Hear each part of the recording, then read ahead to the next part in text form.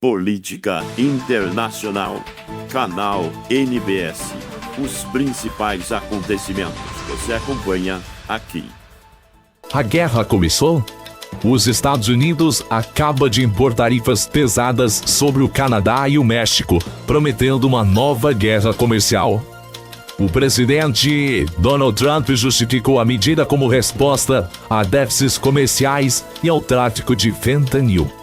O Canadá já respondeu com tarifas retaliatórias sobre bilhões de dólares em produtos americanos. Como essa decisão pode afetar a economia dos Estados Unidos e os seus consumidores?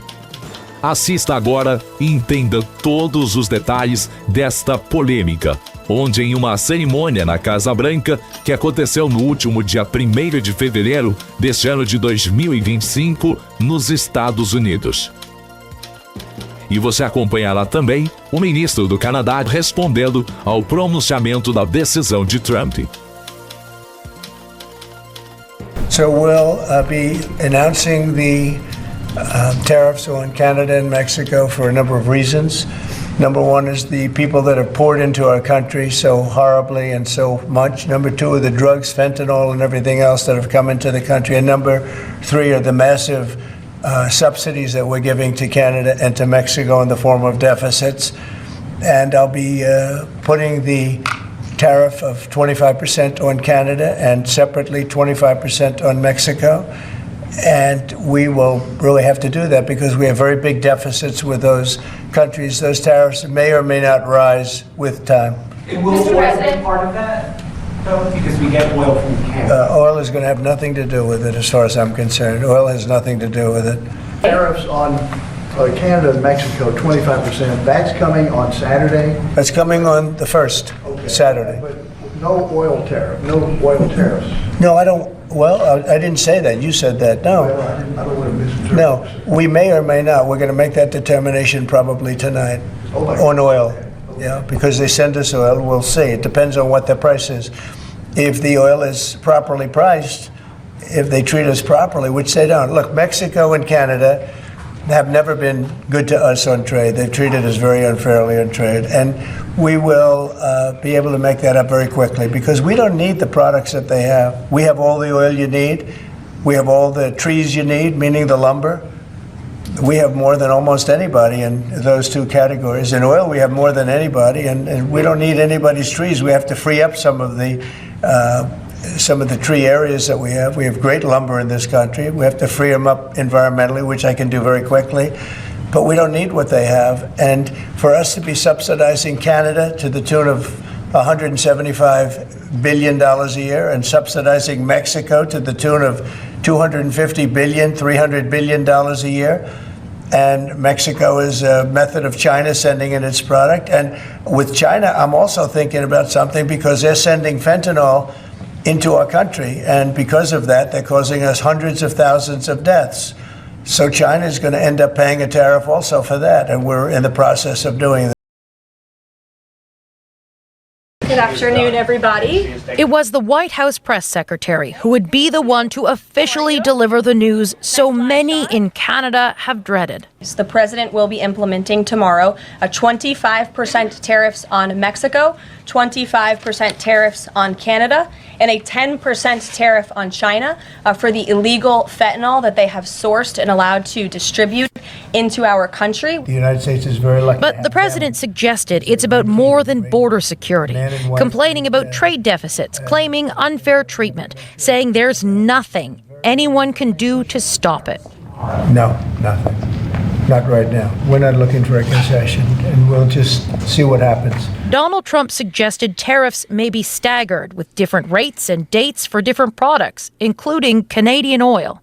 I'm probably going to reduce the tariff a little bit on that. We think we're going to bring it down to 10% on the oil. And he singled out a wide range of industries, broadly promising a lot of tariffs on steel and aluminum. This is the first salvo in a trade war. In one single motion, putting these tariffs on Canada, he is going to make things much more expensive for American voters.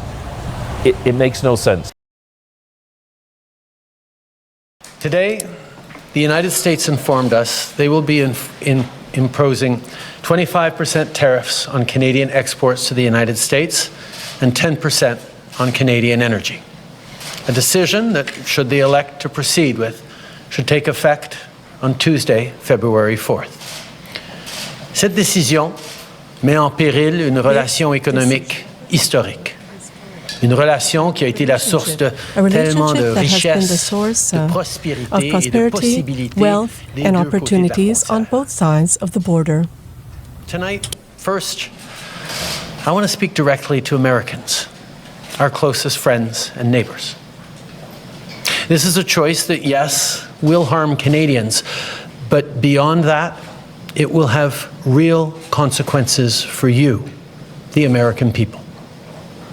As I have consistently said, tariffs against Canada will put your jobs at risk, potentially shutting down American auto assembly plants and other manufacturing facilities.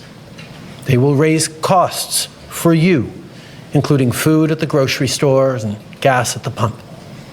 They will impede your access to an affordable supply of vital goods crucial for U.S. security, such as nickel, potash, uranium, steel, and aluminum.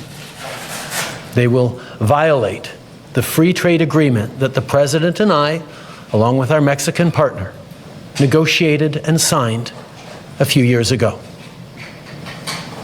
But it doesn't have to be this way. As President John F. Kennedy said many years ago, geography has made us neighbors, history has made us friends, economics has made us partners, and necessity has made us allies. That rang true for many decades prior to President Kennedy's time in office, and in the decades since. From the beaches of Normandy to the mountains of the Korean Peninsula, from the fields of Flanders to the streets of Kandahar, we have fought and died alongside you. During your darkest hours, during the Iranian hostage crisis, those 444 days we worked around the clock from our embassy to get your innocent compatriots home. During the summer of 2005, when Hurricane Katrina ravaged your great city of New Orleans, or mere weeks ago, when we sent water bombers to tackle the wildfires in California. During the day the world stood still, September 11th, 2001, when we provided refuge to stranded passengers and planes, we were always there, standing with you, grieving with you, the American people. Together, we've built the most successful economic, military, and security partnership the world has ever seen. A relationship that has been the envy of the world. Yes, we've had our differences in the past, but we've always found a way to get past them.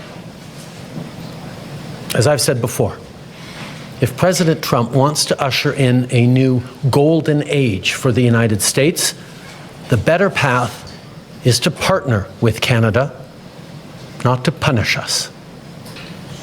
Canada has critical minerals, reliable and affordable energy, stable democratic institutions, shared values, and the natural resources you need. Canada has the ingredients necessary to build a booming and secure partnership for the North American economy, and we stand at the ready to work together. Let's take a moment to talk about our shared border. Our border is already safe and secure, but there's always more work to do. Less than 1% of fentanyl, less than 1% of illegal crossings into the United States come from Canada. But hearing concerns from both Canadians and Americans, including the American president himself, we're taking action. We launched a $1.3 billion border plan that is already showing results, because we too are devastated by the scourge that is fentanyl. a drug that has torn apart communities and caused so much pain and torment for countless families across Canada, just like in the United States. A drug that we too want to see wiped from the face of this earth. A drug whose traffickers must be punished. As neighbors, we must work collaboratively to fix this. Unfortunately, the actions taken today by the White House split us apart instead of bringing us together. Tonight, I am announcing Canada will be responding to the U.S. trade action with 25% tariffs against $155 billion worth of American goods. This will include immediate tariffs on $30 billion worth of goods as of Tuesday, followed by further tariffs on $125 billion worth of American products in 21 days' time to allow Canadian companies and supply chains to seek to find alternatives. Ce soir, j'annonce la réplique du Canada. I am announcing Canada's response. I am announcing 25% tariffs on $155 billion of U.S. goods.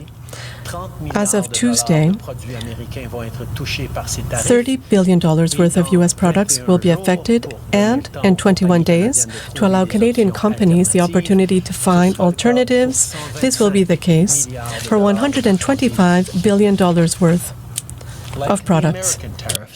Our response will also be far-reaching and include everyday items such as American beer, wine, and bourbon, fruits and fruit juices, including orange juice, along with vegetables, perfume, clothing, and shoes.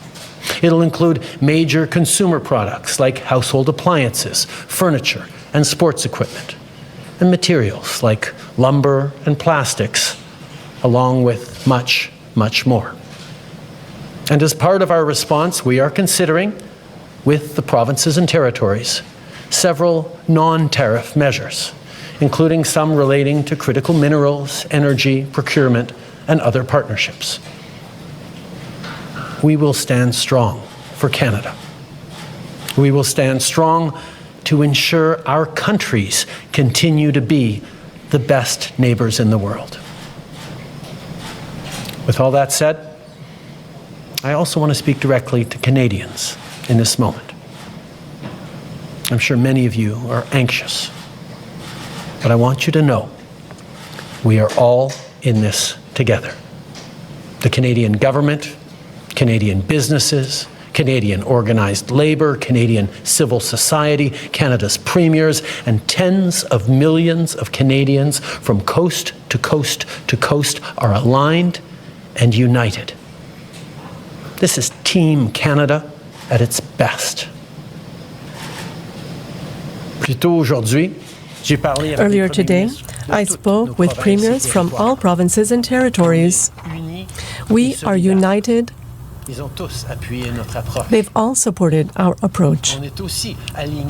We're also aligned to reduce internal trade barriers and to make it easier for consumers to choose Canada and Canada products. A few moments ago, I spoke with Mrs. Sheinbaum, the President of Mexico, our other North American partner,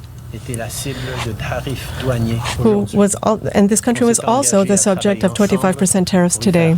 We're working together to face these tariffs. This threat is targeting the entire country, and I am heartened to see all our leaders answer the call and to be so committed to make sure that no Canadians are left behind. Our government will be there for Canadians. We will be there for you. At the same time, I do have something to ask of you. I would ask you to remain united.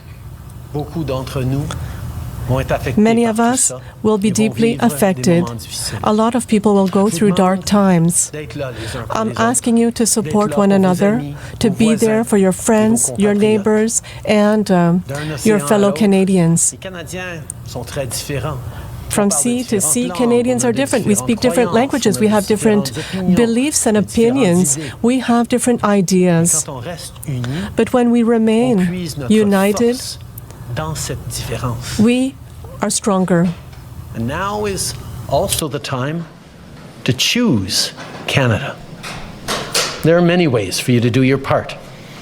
It might mean checking the labels at the supermarket and picking Canadian-made products. It might mean opting for Canadian rye over Kentucky bourbon, or foregoing Florida orange juice altogether. It might mean changing your summer vacation plans to stay here in Canada and explore the many national and provincial parks, historical sites, and tourist destinations our great country has to offer.